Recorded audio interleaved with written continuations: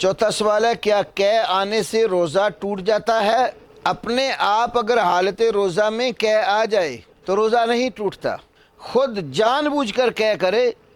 تو پھر اس کو روزہ ٹوٹ جاتا ہے، اس کو بعد میں قضا دینی پڑتی ہے۔ امام ابو داود اور امام ترمذی رحمہم اللہ نے یہ حدیث بیان کی ہے کہ رسول اللہ صلی اللہ علیہ وسلم نے فرمایا کہ من ذرعہ القیء فلیس علیہ القضاء ومن استقاء عمدا فلیقضہ، جس شخص کو خود بخود قے آ جائے تو اس پر روزے کی قضا نہیں ہے، اور جو عمدن قصدن جان بوجھ کر قے کرے تو اس کو روزہ اس کے بدلے میں قضا دینی چاہیے۔ اس حدیث کو امام حاکم نے بھی صحیح قرار دیا ہے، اور علماء کے درمیان یہ اتفاقی مسئلہ ہے۔ امام خطابی نے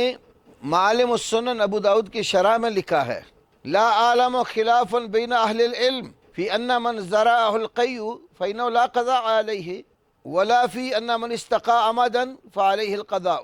کہ اہل علم اس مسئلے میں کوئی اختلاف نہیں میں جانتا کہ جس شخص کو خود بخود قے آ جائے تو اس پر قضا روزے کی نہیں ہے، ہاں